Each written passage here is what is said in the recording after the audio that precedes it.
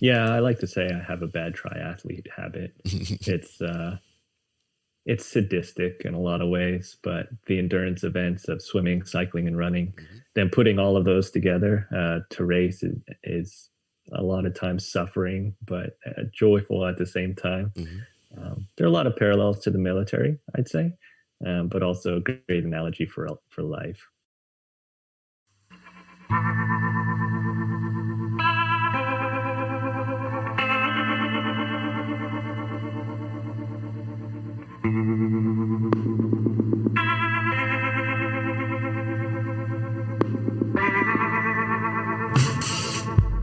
Welcome, everyone, to another Saga episode here on Heart of a Volunteer Veterans Podcast. Grab some lickies and chewies, sit back, and follow the saga of Marine Corps veteran, husband, father, and triathlete, Daniel Lee. Once again, welcome and enjoy the episode.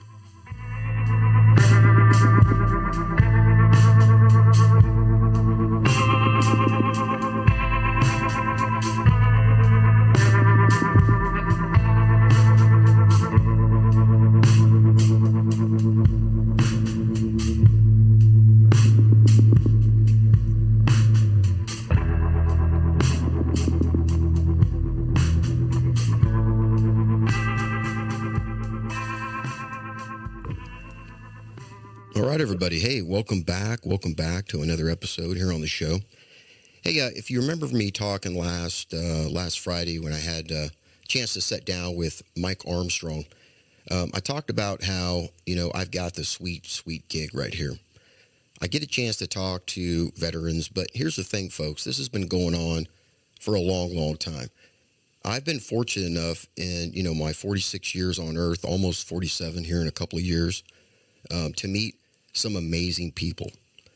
Not big world type people, just ordinary people, normal walks of life, different from myself. These people were crazy enough or just didn't know any better, and they made eye contact with me, or they allowed me to engage them in a conversation. I've been doing this since I was a kid, folks, walking up to strangers and just striking up conversations. In fact, that right there is number 4 in my Porta-John book titled How to Walk Away from a Kidnapping. Number 4, folks, is be obnoxiously friendly. I think I did that today with our veteran co-host, and I'm pleased personally with the results. So welcome to the podcast, my humble friend, Daniel Lee. Dan, welcome to the show, brother. Hey, Chris, thanks a lot for having me. How are you doing, man? It's been a few days since we talked. It's crazy. It's just been a few days. How you doing? Yeah, doing great. I mean, even with all the craziness that's going on out there in the world, I just focus on all the good things going on in my life, stay grounded, re-anchor on all those things. And, I have nothing to complain about. Right. Well, hey, man, let's talk about, let's connect the dots here, okay? You and I did not know each other before a couple of weeks ago. Now, Nick Martin came on Saga episode 02, and he told me about you. How do you know Nick? Yeah, Nick's a great guy. One of my really good friends at this point. We started off actually as work colleagues right after I got out of the Marine Corps. Mm-hmm. My first job is where I met him. He was working at the same company I was. And through that channel, we developed a really good working relationship, subsequently developed a really good friendship, and we've been friends ever since. It's hard to believe, but that was 7, 8 years ago now. 8 years ago, and you guys are still friends. That's awesome. Yeah. Nick was talking about how he does a lot of mentoring. Did you get any of that from Nick when you got there? Yeah, I would say Nick is probably one of my biggest confidants that I know I can go to and receive really sound advice. Not necessarily advice that I'll always agree with, but sound, well thought out advice and really good perspective that I truly take to heart. Yeah, good sounding boards are hard to find. I'm actually going to be talking to Nick right after we're off. We're finished with this episode. Oh, great! Yeah, tell him I say hi. I will. I definitely will. Hey, Dan, our conversation the other day. We were talking about energy and mindfulness. And it really got me thinking, man, that, maybe the proper question to start out a Saga episode, because it's very, very positive in nature, the whole episode, even though we do go down some dark paths sometimes. But that question I think is important is, in what way has this past week set you up for success? Energy, momentum to get you through the week and through the months ahead. Yeah. So I'm a big consistency guy. I won't say that there was anything outside of the ordinary this past week that really happened, but just trying to find the little things in life that really propel you and really you can be grateful for. So in my case, spending time with my family, just recognizing all the different privileges, fortunate opportunities that we have in our life right now, that other people don't have. And that recognition really helps me stay positive throughout, like you said, the days, the weeks, the months ahead. Yeah, especially in this kind of in the environment we live in now, you have to have something kind of close to home that you can rely on. I mean, Yeah. you have to know that they're always going to be there for you. So yeah, I definitely like that. And I definitely agree with that. Yeah. Yeah. All right, man. Well, hey, Dan, people don't come on to hear me chitter chatter. They come on to hear the veteran co-host, talk about their saga. So let's start with your early years and take it from there. What do you think? Sounds good to me. All right, brother. Well, I'll start off with, as a young child, I was always a good kid. I wasn't a rebellious by nature, or I wasn't getting into trouble. Right. I was a good student. I played piano, was part of the school band, church youth group, choir. I started swimming at a young age. And as I started to get older, that really kind of became my focus, and became an All-American swimmer in high school. I'll also make note, growing up, we didn't really have a lot from a financial or monetary sense. There were a lot of financial struggles for me and my family growing up, but it would be a disservice to my parents to say that we ever really needed for anything. We had a roof over our head, food on the table, clothes on our backs. That's probably the extent of it from at least a socioeconomic perspective, but we had a lot of encouragement, attention, as well as firm discipline, good parenting, high expectations of all the kids, my siblings and myself. So growing up as a minority, to immigrant parents, and now being a parent myself, I've come to understand that my parents really did everything in their power to not necessarily make a better life for themselves, but so that their children could really have a better life. And I fully recognize and understand that now. Yeah, I was going to say, man, it seems that like you talk about the love and encouragement and strong work ethic that your parents instilled in you. And then you make the comment about that they weren't doing it for themselves. They were doing it for you to have a better, and it seems like you've magnified that in your life today, just the things that you've done. Where did all this begin, man? Where were you born? Where were you raised along the way? Yeah, so we moved a lot growing up. I was born in College Station, Texas, but Oh, I yeah. did the majority of my growing up in Pennsylvania and Houston. Okay. I finished high school in Houston, so that's kind of where I claim I grew up. But we did a lot of growing up in Pennsylvania. Unfortunately, my father, he was diagnosed with stage 4 gastric cancer my sophomore year of high school. So we moved down to Houston, Texas, so he could get treatment at MD Anderson Cancer Center there. Right. And then, I was able to finish high school there, and that kind of rounded out my young high school years, and then just kind of went on from life from there. Did you have any military in your family? Was there any influence in there? Yeah, my uncles actually all served in the South Korean Army. There's a mandatory 2-year military service requirement for males there. Right. My father, he immigrated over when he was a young child before the age of 10. So he didn't get that experience. And, My mother, she immigrated over after college, so around 22, 23. Um, but so no direct military experience in my immediate family, but all my uncles had the South Korean Army experience. So during this time, man, like, um, your father is diagnosed with stage 4 cancer. You guys moved to Houston. Are you? Did you get right back in the pool? I mean, was that a pretty seamless process? Well, I would say as far as life-altering events in my life goes, Hmm. that certainly ranks up there close Yeah. to the top. It's really hard for a young person in their mid to late teens, early 20s, really going into his formidable years to try to navigate that desire to have a support role for their family, finish high school, start college. Swimming really provided that outlet for me in two ways that probably seem counter to one another. But one, it really served as a time for me to be by myself in my own head. It's Right. you, it's the workout that the coach has prepared. And then it's kind of you just being in your head, staring at the black line, pushing your body, pushing your mind through the workouts. The second part, which is totally opposite from being by yourself, is I'm naturally a little bit more introverted.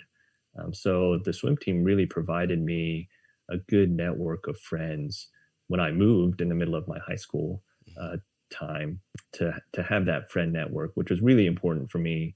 I would say during that time in my life, and I have a couple guys from the swim team that I still keep in touch with today. We Oh, text cool. almost every day. Yeah. Yeah. Um, yeah, man. My mother was diagnosed with breast cancer. Um, yeah, I've been in the army just a little while, and it was tough, man. So I totally get that, and I really couldn't imagine, man, if that would have happened. Um, had I been your age, 15 years old at the time. Yeah. Um, she was a single parent with, I had to have my two younger sisters. That would have rocked my world. And here's the thing, to be honest with you, if if I'd have lost my mother when she was first diagnosed, I don't think I would be where I am right now. You know what I mean? Yeah. It's amazing just Because like how you said, integral. go ahead. I'm sorry, man. No, I mean, it's just amazing how integral a parent's influence can be. And I'm just so thankful that we had so many good years with my father at a young age to really help shape, mold, form our family, and and also on top of that, individually, who we became as people. Did you, once your father was diagnosed, man, did you, was there like a change? Did you notice that there was, he was trying to, um, impart more knowledge? Hey, hey son, these are things you're gonna have to work with. You're gonna have to, and did it seem like he was doing more, after the diagnosis? Well, it wasn't a dramatic change. Obviously, there's a little bit more realism when there's an understanding the end might be near. Things become a little bit more tangible at that point. Right. But it wasn't a dramatic shift from all the lessons that he tried to impart on us while we were growing up. He always tried to instill have a strong work ethic, don't expect any handouts, be kind and compassionate to other people.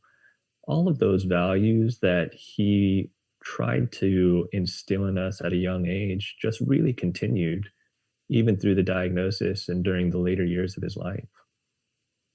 Man, Dan, that is, you got me moved over here, brother.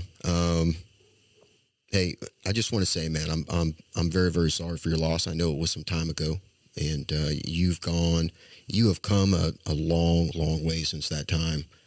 And I just want to congratulate you, man, for Well, taking what your father, and your mother, and your extended family, that the ohana that they gave you, to speak a little Hawaiian, and and to continue to move that forward, advancing it, man. It's yeah, thank you. I appreciate that.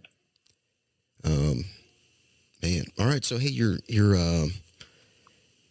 going into your senior year, man. What's that looking like? You said you were an All-American. When was all this stuff happening? Yeah, it was, even with all the dramatic and traumatic things that were going on in my life at the time, I did also have time to have some fun, right? So I was competing competitively at swimming. I was fortunate enough to be on two All-American relays. I was a sprint freestyler, so I got to be the anchor leg on our medley relay, and it means that you're one of the top 100 ranked relays in the country. So that was just a really cool experience that I got to have. Again, I think even more so than all that stuff, it was just getting to have that friend to network.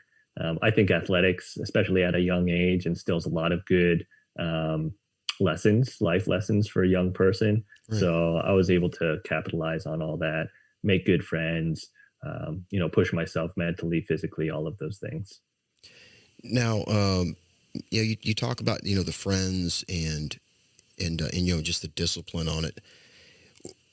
Were you a smooth swimmer? Would you say you were a smooth, very smooth, efficient swimmer? Yeah, I would say it's all relative compared to Michael Phelps, probably not so much.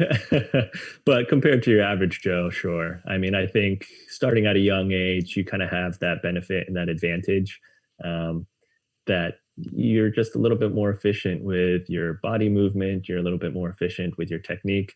And all of that really plays dividends. I think even still, if I jump into a pool or lake today, compared to somebody who doesn't really have that background, I'd feel a lot more confident and comfortable in the water than others. I can confirm that, my friend. And let me tell you why. I know this is your episode, but I just want to caveat off of the swimming, because I swam my senior year in high school, like we talked. And everybody, of course, they looked at me. Here I am. I was a football player, and now I'm going to come on the swim team only because I was getting dunked on the basketball team. Right, I'm 5'9". I'm not 6'1", 6 foot like you are. And so the coach is like, can you swim? I'm like, yeah. So I get in the pool, but I'm like a thrasher, man. Yeah. You know what I'm saying? I'm just going in there to Yeah. tear. I really want to disrupt the lanes next to me with waves. That's what I do. But I was a good swimmer. I was a strong swimmer, Good. which Yeah. served me well in the Marine Corps, man. So I mean, it's a phenomenal sport. It's great for the body, great for the mind. And honestly, what drew me a lot to it was I didn't have to get hit. Right. I mean, right. you got all that kind of athletic experience without having to have the head trauma or the body trauma or the impact. So it fit really well with me, and I'm really glad that I got that experience. Hey, so let me ask you this here, Dan. You've got a child. For the other veterans that are out there that are, with young children that are thinking about putting their kids into the pool, what can you say about that in terms of, like you just said, about, head trauma? A lot of parents are concerned about that kind of stuff, right? But still getting the discipline, the personal discipline that comes from sports. What can you say about swimming for the veteran parents out there that are thinking about that or never even consider it? Yeah. Well, one, it's a great life skill, right? I mean, just knowing how to swim in general, it's a great life skill to have. Oh, the oceans are And then, rising. yeah, and then like you said, it's two, it provides a lot of discipline, right? That having that structure, I think for me really helped. I'm more of a routine structure type of guy just by my nature. I would say it's interesting because even though it consumes a lot of time, I feel like I was a lot more productive with my schoolwork while we were in season. I got better grades academically when I was in season. And you would think when you dedicate more time to athletics, it would detract from your academics. But I found the total opposite to be true, where when I had that structure, I had that discipline, I had that routine, it really helped in just all the different facets of my life. And it doesn't have to necessarily be swimming. It can be any athletics, right? It could be martial arts. It could be football, basketball, soccer. I mean, take your pick.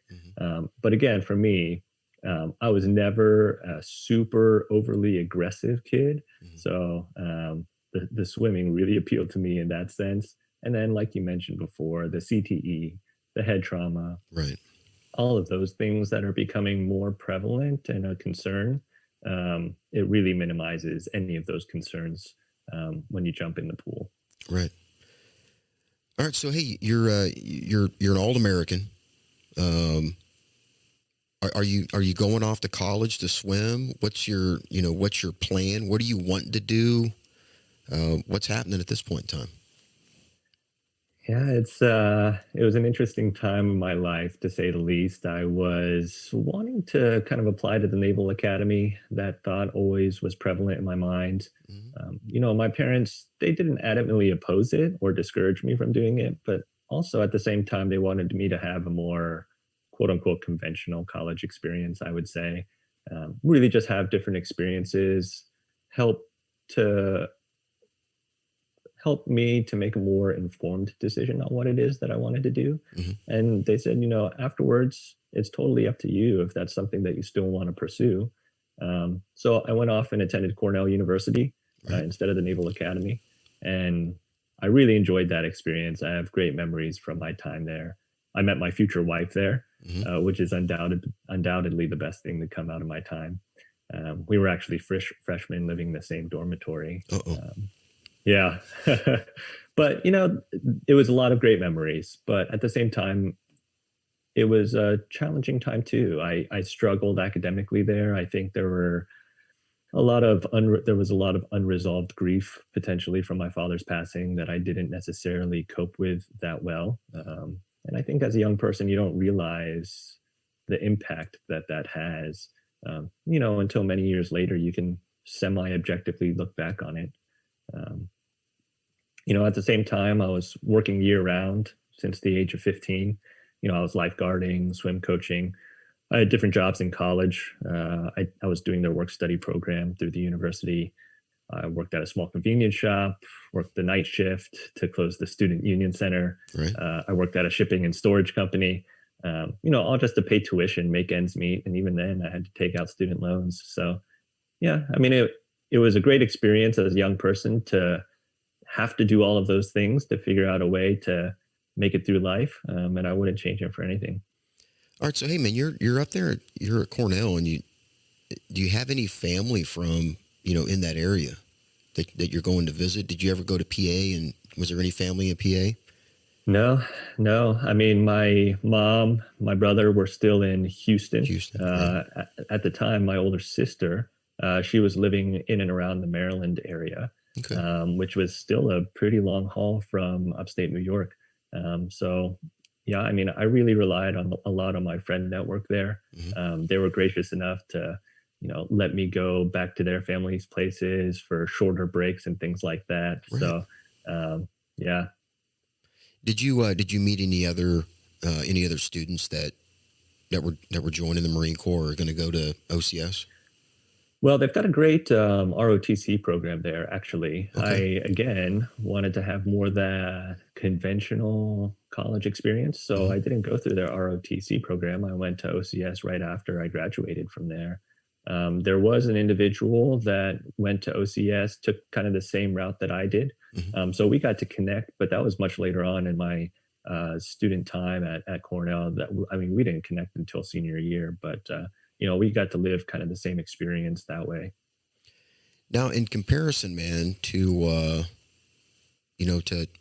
officers that you've known in the Marine Corps that went to the Naval Academy, compared to your time at Cornell, um, what do you think? What do you think you missed out of the Naval Academy, and what do you think that you got in comparison?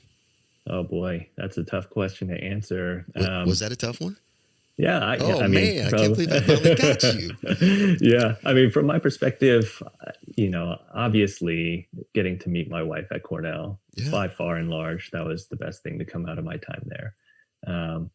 Making the friends there that I did, it was probably a lot less structured, but at the same time, it forced me to know how to structure my own time, Right. understand where my strengths were as far as studying, working, finding a balance in life Mm-hmm. versus having that step one, step two, step three, your whole day is mapped out and planned out for you. Um, Now, there are advantages to that too, as well. But I think kind of having that ambiguity in college kind of helped foster a little bit more of a figure it out on your own mentality, at least from my perspective. Right, right. Well, no, I think, man, if you go to the service academy and then join, or you go to university and then you join, I mean, you're getting well rounded, just in a different degree, right? Yeah. And you're pretty much going to kind of stay on that glide the rest of your life, kind of from that point. Yeah. Hey, so what's going on in your, what's your mom's reaction and your girlfriend's reaction when you're like, and when is this happening, man? Is this like early on at Cornell, or is this like, sophomore year, senior year? What's going on? Yeah. So, my current wife and we actually became friends first. We didn't start dating until our senior year of college. We took the time to develop that friendship, that Mm-hmm. foundational base of a relationship, and kind of butted into a romance from there. I would say my mom, my girlfriend at the time, they were surprised, not totally surprised Right. because I had talked about it before, but they were surprised. Mm-hmm. Um, I think rightfully so. They had some anxiety around it. They were nervous for me. Mm-hmm. But at the same time, they were really supportive as well, um, and understood why I wanted to do it. It's kind of having that underlying sense of patriotism, that service ethic and ethos that I think draws a lot of people to join the military. And I'm glad that I had their support. I'm glad that I had them during my time there, before my time there, after my time there, just to kind of help me navigate through that whole process. Now, when you were thinking about the Naval Academy, man, were you thinking in terms of becoming a naval officer? Maybe you've got this swimming background, strong swimming, right? Maybe go SEALs. Were you thinking that at the beginning of your run, or Yeah, not so much. I mean, I think for me, it was really just a way to ingrain myself in that service culture. Mhm. Try to figure out a way to give back to, this country that's afforded a lot of different opportunities for me and my family. Um, so I don't know if I had a really good idea of what it was that I was trying to achieve coming out the other side. Mhm. I just knew I wanted to be a part of it. I also kind of recognized and realized it's really a young person's game, and I didn't want to miss out, right? So for me, I kind of had this idea that if I wanted to do other stuff later on in life, I could certainly do that, right? If I wanted to go to business school or law school or medical school, Yeah. you can certainly do that later on in life. But the military really lends itself well to young people. Not just the physicality of it, right? That's certainly a component, but I would say not the biggest one. I think what you get out of it a lot too lends itself to young people well. Mhm. The honor, courage, commitment, those values of integrity, perseverance, having a bias for action, you know, those are things that I think that you can draw from the military experience that you may or may not get elsewhere. I think at 22, 23 years old, where I was in my life, I wasn't ready to sit behind a desk. I wasn't ready to tackle the corporate world just yet. I wanted something that I felt was going to be more real and that I could test myself physically, emotionally, mentally, from a leadership perspective, all of the above. So if you're not ready, you're not ready for a desk or the corporate world, man. How did you make your choice between, being a naval officer and being a Marine Corps officer? How did you make that distinction? I mean, you have to make a choice at some point, right? Yeah. So when did you? What was the factor that got you? Yeah, I like to joke. It was the commercials. Which Some one? folks may remember. Which, Well, which, some folks may remember this. When I was young, it was the guy that was like free climbing up the side of a cliff, on right? that spire? Yeah, Yeah, yeah, exactly. right. Yeah. No rope or anything, just climbing up the side of the cliff. He got to the top. Somehow he had a sword in his hand, And then he slays this dragon. He turns into this squared away Marine in his dress blues. And I wanted to be that, or at least I wanted to be the spirit of what that was portraying. But in truth, it really was that patriotic sense of wanting to give back. So, the Marines, they have that reputation of being the best. And, I wanted to make sure that I was part of that. I also evaluated a number of different options. During my time at Cornell, I looked at the Peace Corps. I looked at Teach for America. That was a big program and organization, a great one that, I had a number of colleagues and friends join. But ultimately, I ended up joining the Marine Corps. I think, from my personal opinion and perspective, I think a lot of people are deterred from doing something like the military. They go off and work in investment banking or management consulting or jump straight into graduate school. Nowadays probably want to work in tech or innovation because they feel like the military or other public service won't really get them where they want to be in life in a conventional sense. Mm-hmm. And I think that's really unfortunate. I think a lot of people would benefit from public service of some form or fashion. I wouldn't recommend, it's certainly not for everyone, right? I wouldn't recommend or encourage everyone to join the military, but something where there's that service ethic and ethos. Because quite frankly, I can't really think of anything else that's influenced my professional life, my mindset, or my trajectory in the way that the Marine Corps has. Being a part of something bigger than yourself. Absolutely. Yeah. It's I love how you say that, man, just about public service. And I think it's good to say that the people that get the most out of public service are the ones that look at the service that they do and they see the change. The people that don't get much out of public service or, just any kind of altruistic actions is that they don't see or detect any changes in the environment from their effort. I think the military is a good place for people to get that because you definitely can see it. And if you don't see it, someone's going to explain it to you. Yeah, in a very motivated way. So absolutely, it's tangible, it's real, it's raw, it's all of those things. All right, so hey, you go from Cornell, Ithaca, New York, down to Quantico, OCS. How is that difference affecting you at this time? Where are you at? Are you all over the place? Are you? Because here's the thing: you didn't do the 5 weeks at the before your senior year, right? You decided to do the 10, so you don't have a whole year to practice marching, to saluting, digest. right. Right. Yeah. No. I mean, it was a world of difference. I'll say that. Mm-hmm. For me, I was never coddled growing up. I certainly didn't have a silver spoon fed to me by any means. Mm-hmm. But OCS was so dramatically different than anything I had experienced in my life up to that point. It's interesting because our commencement speaker, I was at OCS 1 week exactly after I had graduated, and our commencement speaker was the late and great Maya Angelou. Oh, nice. And she was speaking to us about compassion and kindness and just so many valuable lessons that we should all take to heart and take forward in our lives. And then the very next Saturday, I was at OCS and literally getting screamed at in my face from the sergeant instructors at OCS. So it was a culture shock, to say the least. Right. But yeah, I mean, up to that point in my life, I never held a gun, let alone shoot one. Yeah. I didn't know anything about military tactics or strategy. And, I thought the sole purpose of these sergeant instructors at OCS, they were put on earth specifically just to make my life miserable.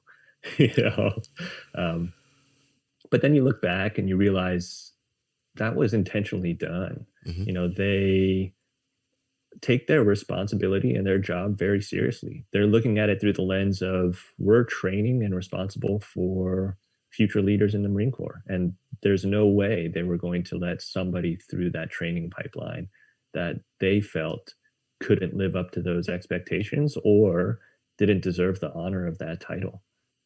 So it's really amazing the things that they were able to do, take someone as green as me, and really mold them in a way to help the organization, Mhm. but also develop them and grow them as a person. I'll be the first to admit I'm certainly not the most physically gifted individual, not the most intelligent or strategically minded, but I worked hard. I was able to persevere through the training and receive my commission as a second lieutenant. Yeah, I like how you say they kind of just it kind of just molded you, man. The idea that you can take somebody that doesn't know. I tried to explain this once to a student at there in college in a technological way. It's like when you get there, yeah, you can you've got computing power, but it's not very much. So they increase your computing power, your speed, right? Your computing speed. And then as you keep going along, you start building these parallel processing systems where you're doing multiple things at once, that you just don't get that kind of intensity Yeah. of building those skills. Like right now, it's like, we always joke around, especially as infantry guys, that like when gunfire starts happening, we get better. It's like we get streamlined and we think smoother and faster and more agile. Yeah. But that's the way we were built. Yeah. I It's mean, they humble you real quick, yeah, right? They right. humble you fast and they teach you how to maintain that composure Hmm. and maintain that calm during times of ambiguity, uncertainty, and chaos. Right. It's a remarkable program. It's a remarkable organization. And I wouldn't trade my time with the Marine Corps for anything. Now, as far as preparing you for for the fleet there for Mar 4 land, you were there at Lejeune, right? I was at Camp Lejeune, yeah. Yeah, FML land. How did it prepare you for for the fleet, man? What was your first impression um, once you got to Lejeune? I think with a lot of people, I was excited. I Right. was energetic. I was enthusiastic, all those things. But at the same time, the best, it's an incredible training pipeline Hmm. for them to mold you into an officer that you need to be and get the basics of the training that you need. I would say, on top of that, Hmm. the best training that you receive is actually from the Marines themselves when you Yeah. actually get there, Yeah. right? Right. I had great senior officers for sure, but I also had great staff NCOs who took their job very seriously. And I feel bad because, their job is really two parts, right? They've got to train, mold, grow, mentor all the junior Marines, the platoon, take on a lot of that burden, and ownership and accountability. Hmm. On the flip side, they've got to help me out, right? They're like, look, we've got to train this fresh, green second lieutenant, Right. right? And put him in a position to be successful because, quite frankly, I'm their advocate, right? Right. I'm the advocate when I'm going up to battalion headquarters and saying what we need, what's not working well, so they need to make sure that I'm in a position where I can articulate those things well. Hmm. I'm confident in what it is that I'm saying. But yeah, they have to train both the platoon and the lieutenant. Right. And I was so lucky that I had great staff NCOs who took that role seriously, and did just a really great job.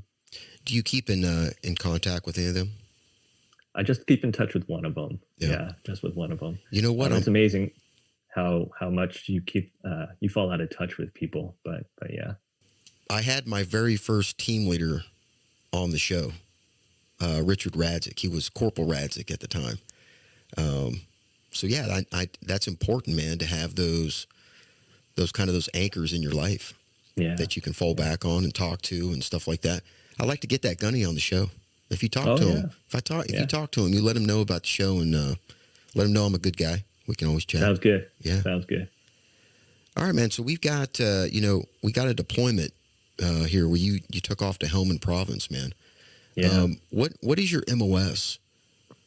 So I was 0602 communications officer. Okay. And 2011, we deployed to Helmand Province in Afghanistan. I was there 2 weeks shy of a year. We left the first week of January, and then I got back actually on Christmas Day. So just 2 weeks shy of the year. And I was stationed there on Camp Leatherneck pretty much the whole time. And we were responsible for maintaining and enhancing the communications infrastructure there for the International Security Assistance Forces and the greater area of operations. So when you think their satellite, data, radio, internet capabilities, all the above. What what kind of friction did you guys kind of run into, like issues that you found when you first got there? Yeah, And I would. yeah, I mean, I don't think it will come as a surprise to most folks. The challenges that we faced were, in many ways, budgetary or resource constraints, mhm, right? Not having all the equipment we needed to do the jobs that we wanted. We only had a set number of heavy machinery equipment. So excavators, trenchers, bulldozers to lay the conduit and Ethernet cable and things like that across the base. So as with most things in life, it just became a prioritization game. There were a lot of requests that were being made of us and our battalion, and we just had to prioritize accordingly.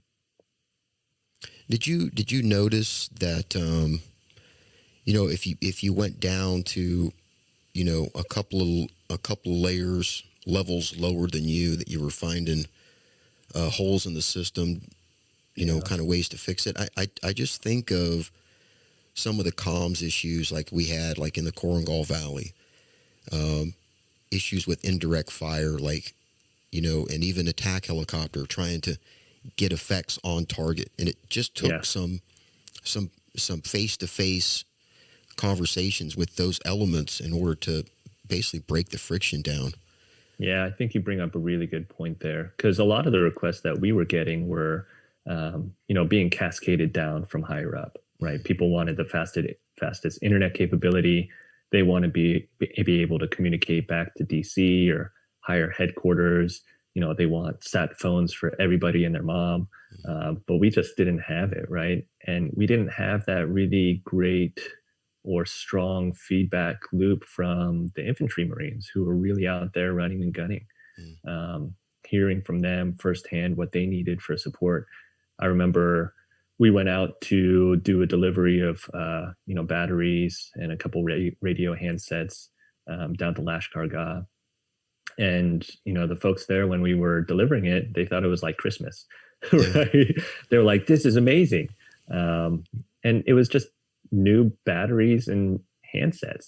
Here we were on Camp Leatherneck, we were laying Ethernet cable, we were setting up data server rooms, so that we could send packages, briefings, all that stuff more expeditiously. And that's very important. I don't want to underplay that or undermine that. Mm. I also don't want to underplay or undermine the level of challenging logistics, supply chain intricacies it takes to get the resourcing, inventory, supplies, gear, all that stuff shipped out to us and then also delivered further on to the forward operating bases, because that's pretty resource intensive as well. But here we were doing all these things on Camp Leatherneck, and Marines that were on forward operating bases, they just wanted batteries, right? They just wanted new handsets. Yeah. So it was interesting. Yeah, I think that was a really eye-opening experience for me. Well, I think everybody can learn, especially, when you're a veteran and you're thinking back to those moments. Like, I can think back when I was a young infantryman and I wasn't getting a handset. I wasn't getting a battery. I wasn't getting, I was still running an old radio, and, you really don't think about the inventory. Like, is the inventory even there? Can you even get the equipment? And so it kind of helps you out to know that people are working for you. Yeah. It just takes a matter of time in order Yeah. for it to And get down to you. totally, absolutely. And I don't want to make my deployment out to be something that it wasn't. I wasn't out there running and gunning. I was in a support role, and I understand that the communications capability is very integral and very key. Mhm. And in a lot of people's mind, it's a very binary issue, right? You either joined the military or you didn't. You either deployed or you didn't. Mhm. And I'm so happy that I did. and I got that experience for a lot of different reasons. But yeah, it's the logistics of everything is very challenging. And even as a junior officer, I realized I didn't understand all the different intricacies and the strategy that has to be thought about to help support the broader organization. Well, you know what, man? I was thinking about your 2011. You and I were both in a support role in 2011. Yeah. I was just supporting the soldiers of my company so they can go out and do work. I was just Yeah. an old beat up first sergeant, man.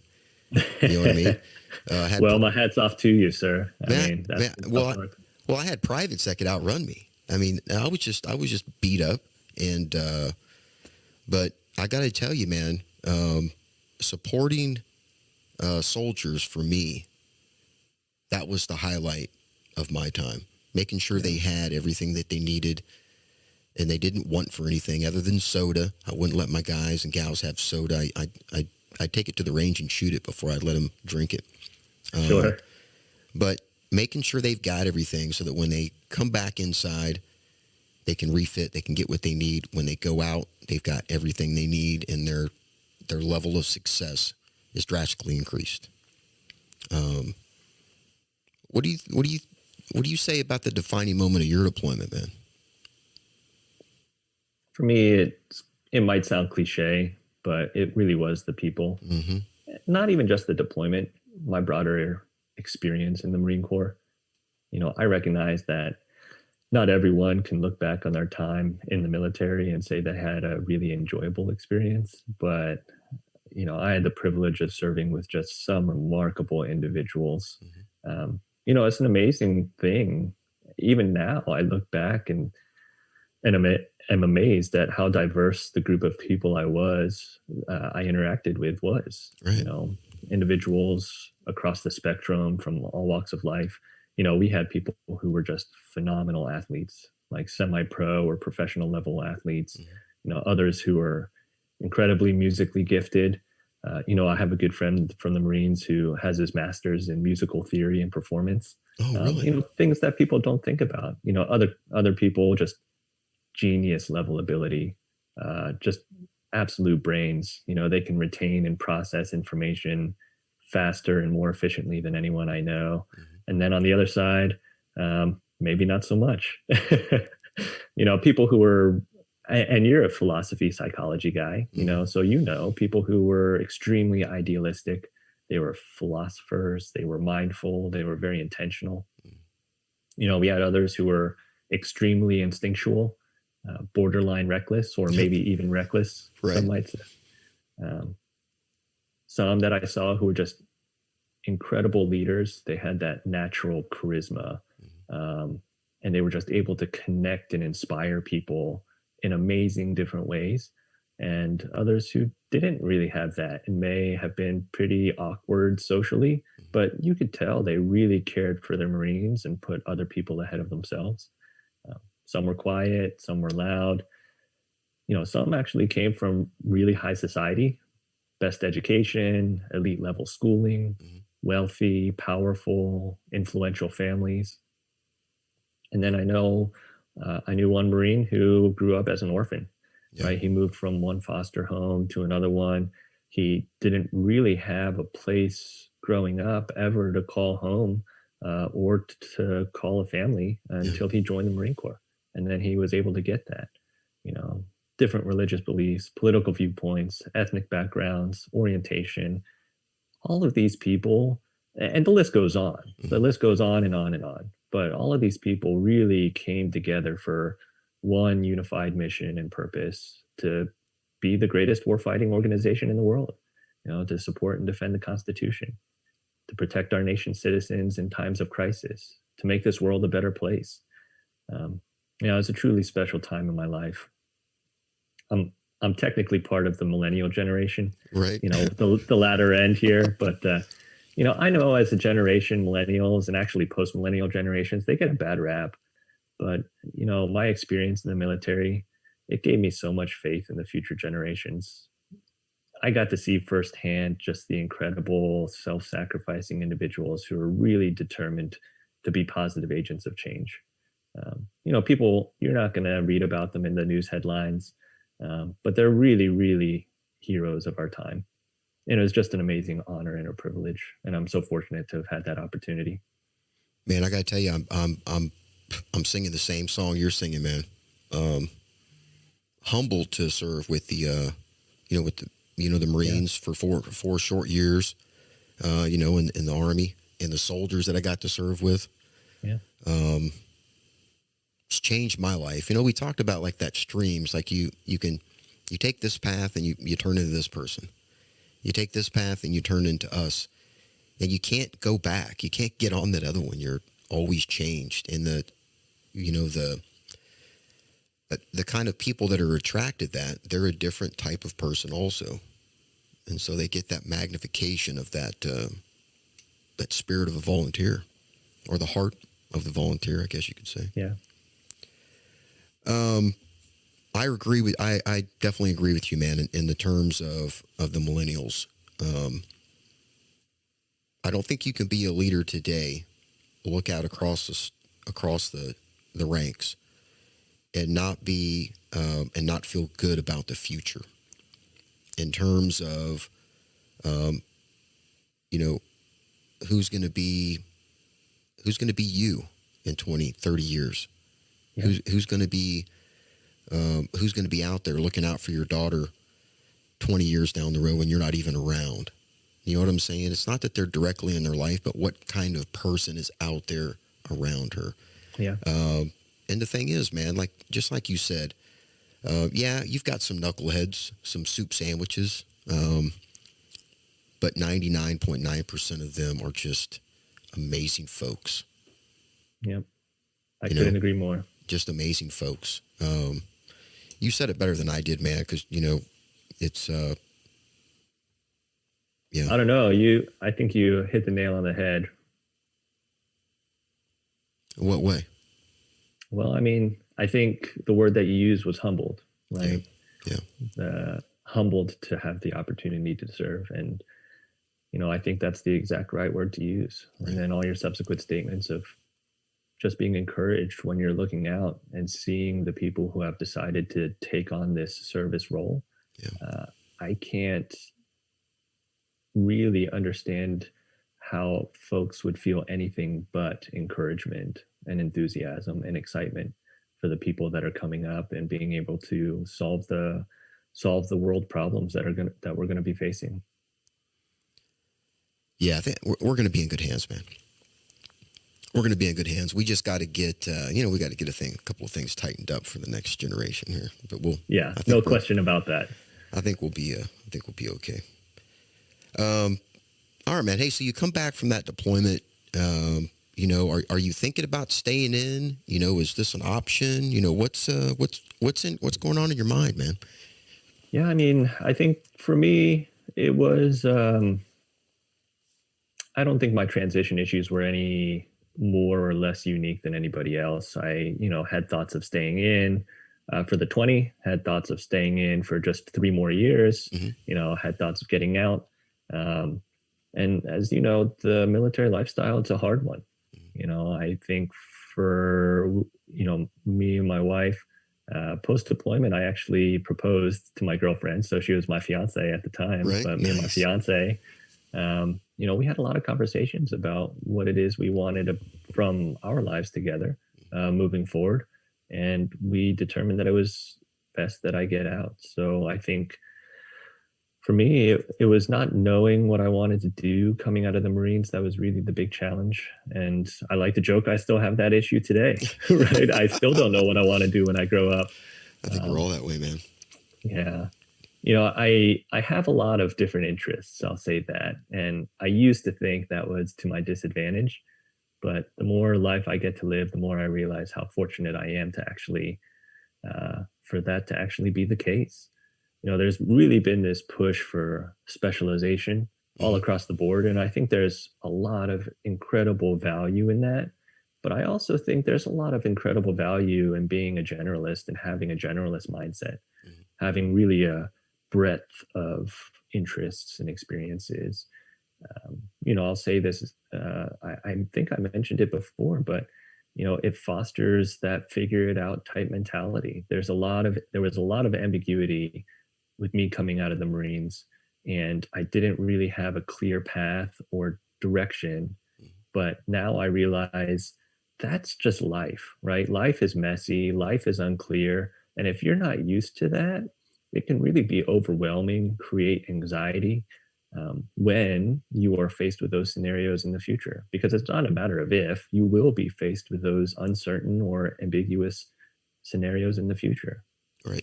I like how you say that, general, a general level of knowledge, right? It's like, I know a lot about history, but I don't know everything about this battle. Yeah. Or I know a lot about a lot of things. I know a whole lot about this, but good general knowledge. I would say in my line of work, that gives me the ability to go and talk to somebody and then build more knowledge from there. They got a word for that. I can't remember what that is. It's something about like always in a state of learning or something like that. Yeah, it's there's a word called autodidacticism. There it is. And yeah, I mean, there are probably multiple words for it. I think it's really, I mean, I think just having the core foundation of always wanting to be in a state of learning, right? Always wanting to be in a state of growth, trying to figure out different ways to maximize your own individual potential and help others maximize their own potential as well.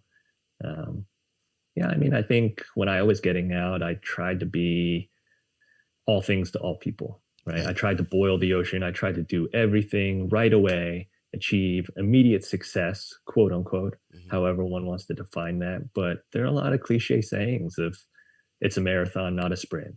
Stop to smell the roses, enjoy the journey. All those sayings, those things exist for a reason. And the longer I get to live, the more I realize why. Right. No, I definitely agree, man. I used to run, and just hammer down all the time. And so many great relationships, just like, in situations that I was in, they were just kind of got glazed over because I didn't have, I didn't have my head on a swivel, taking things in, taking it in. How is your family, man? How's your family helping you during this transition process? I always ask people, how much of their family is involved, because it's one of those things that kind of anchors us, right? It's like before we come in, we've got something. So how's yours? Yeah, they're remarkable, like always, and like they are today. Really, I mean, I had an incredible support structure getting out. My fiance, she was incredibly supportive, even in this place where I didn't really know what I was going to do or wanted to do. She just always kind of, I felt that she had my back, and I'm so thankful and lucky to have her in my life back then and now.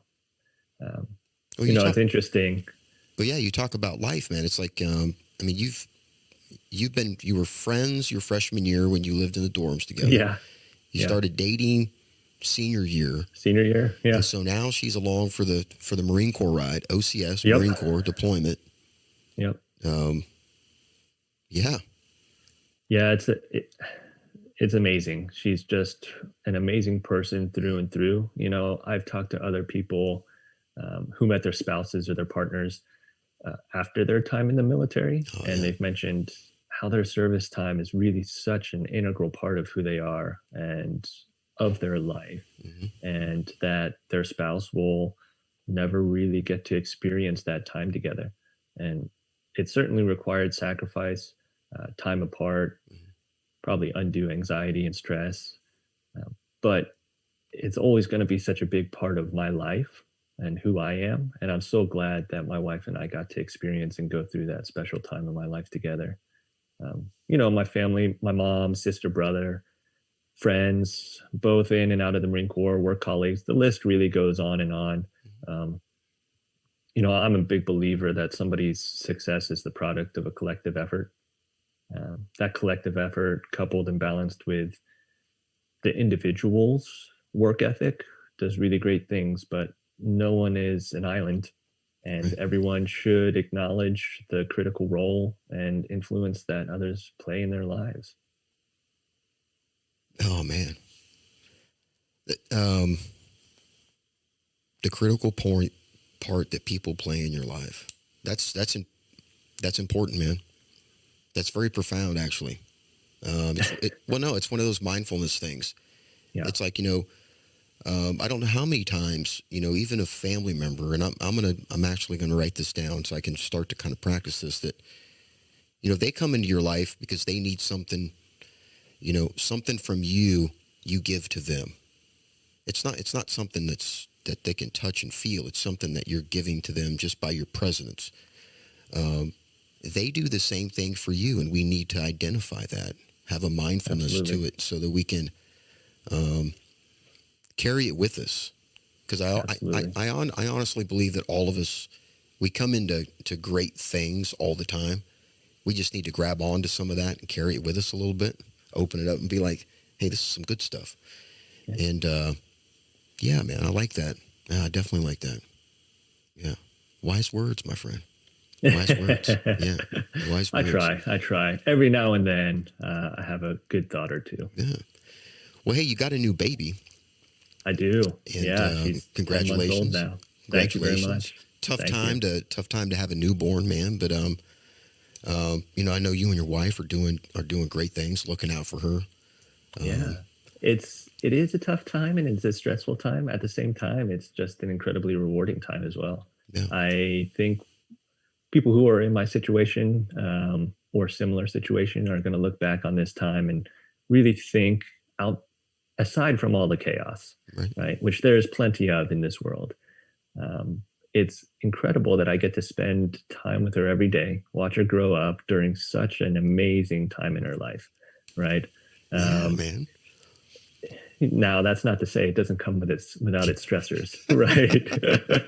If she's crying or if she's fussy, that can take its toll as well, especially if you're trying to get some work done. But getting to watch her crawl, getting to see her learning every single day, just absorbing everything that you're doing, it's really a lot of fun. Really, just a blessing. I always think, man, that when babies are crying, they're just trying to get you to feel their energy Oh yeah, because they got yeah. just so much of it. Yeah, I mean, fatherhood changes everything. And I know that probably sounds cliche to a lot of folks, but it really does. Hmm. You realize that, you know, not to sound selfish, but your time is not really your own anymore. You prioritize things differently. You um, really prioritize everything around this little creature, this Right. bundle of joy.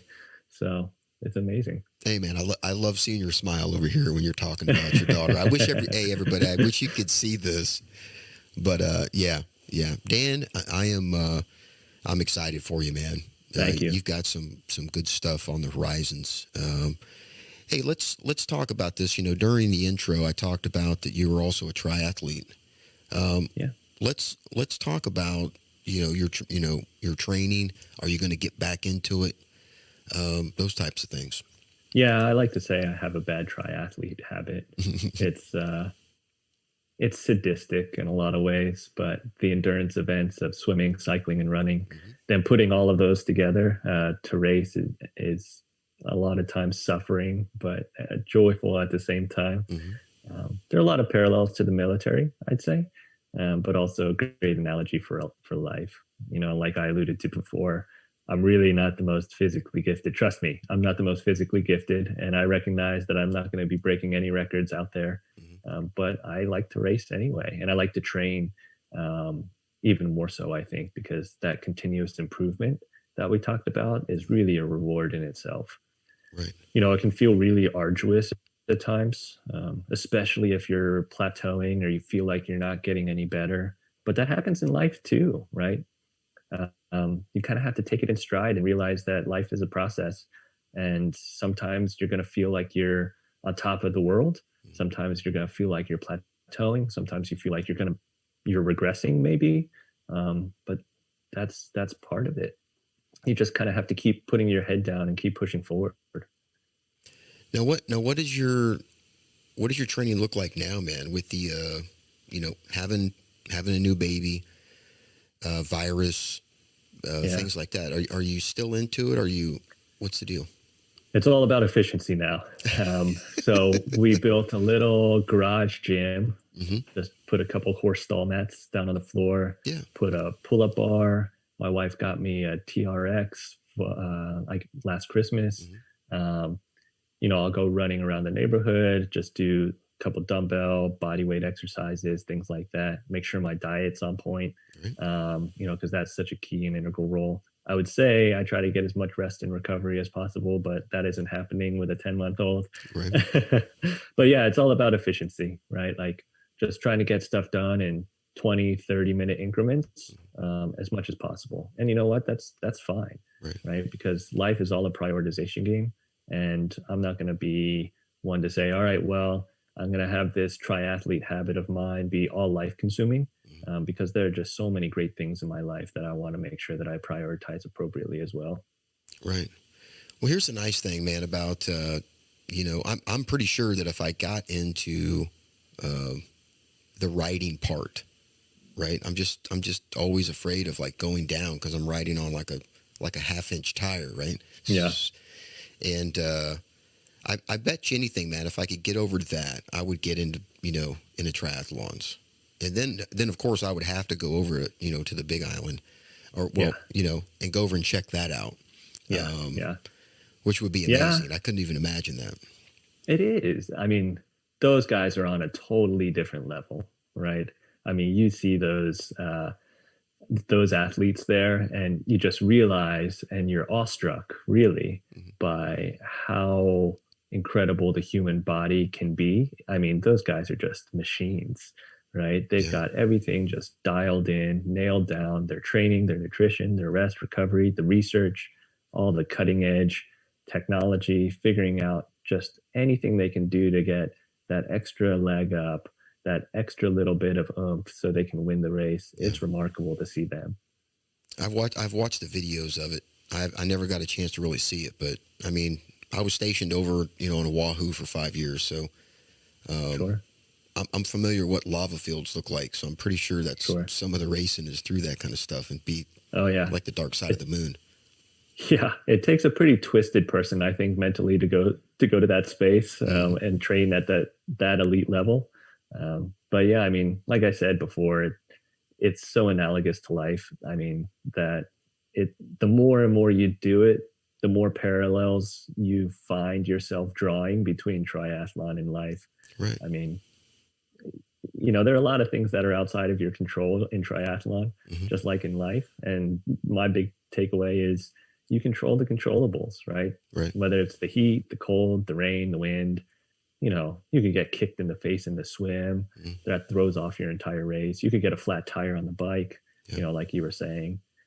But, sometimes no matter how well you prepare or how hard you work or how much effort you put in, it's just the way life is sometimes. You can't dwell on those things. You have to move forward. Um, and just having that never quit mentality. That's a Right? great point, man. That's definitely a great point. Um, hey, if you enter another triathlon, make sure you let me know. Okay. When Yeah, definitely. Here's the thing: when you start the training for it, I'd like for us to maybe get together, talk about it a little bit, maybe do an episode, just kind of jump back and touch base with Dan, and then come out and watch it, man. You know what I'm Cool. saying? Sounds good to me. I mean, if you go to Hawaii to do it, I'll definitely be there. I'm definitely not at that level, so I can tell you right away, I won't be out there doing that. But you're over there on the West Coast. Definitely some good places over there. I'll definitely come out, man, if you do that. So That sounds awesome. and a bunch of your buddies are going to be out there too, so it's going to be a good time. Yeah. Yeah. Well, hey, man, we're running up on a little over an hour, and I just want to thank you, man, for coming on the show. I want to thank you Thank for you. when Nick reached out to you and said, hey, there's this retired Army guy. He's kind of goofy, but give him a chance. You'll warm up to him. I'm very thankful that you did, man. And it's surprising to me how you can have a friend out there because I don't think of us as terms of new friends.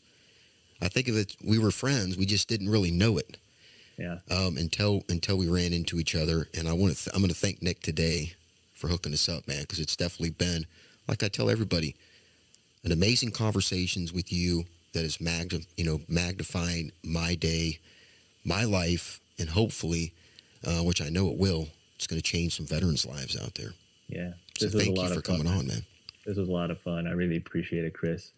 I told you before, but the listeners out there, this was my first podcast, so I appreciate you holding my hand through this process. But another way to get me outside my comfort zone, right? He made it super easy, super casual, super friendly, and it was a lot of fun. So I'm very glad that I did it. Well, hey man, I'm gonna let you have the last word. Just the co-host close out. So just talk to the listeners, let them know, and once again, thank you for coming on, man, and stay blessed. Thank you. Well, I don't have any great insights for folks, but I'd like to part with a slightly modified readout of my favorite quote. It's the one that I'm sure many are familiar with already. It's from Theodore Roosevelt. It's over 100 years old, yet still applicable today. And it challenges us not to take on the role of a critic, but rather be willing to do the things and to dare to do great things. It is not the critic who counts, not the one who points out how the strong person stumbles or where the doer of deeds could have done them better. The credit belongs to the one who is actually in the arena, whose face is marred by dust and sweat and blood, who strives valiantly, who errs and comes short again and again, because there is no effort without error and shortcoming, who does actually strive to do the deeds, who knows the great enthusiasms, the great devotions, who spends themselves in a worthy cause, who at the best knows in the end the triumph of high achievement, and who at the worst, if they fail, at least fails while daring greatly, so that their place shall never be with those cold and timid souls who know neither victory nor defeat.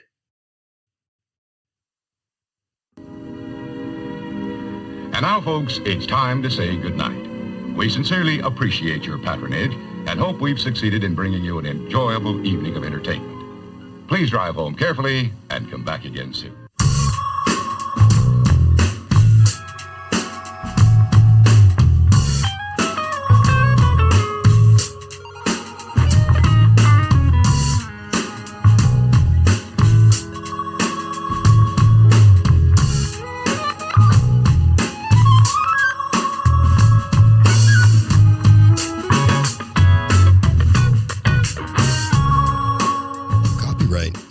Volunteer 2020.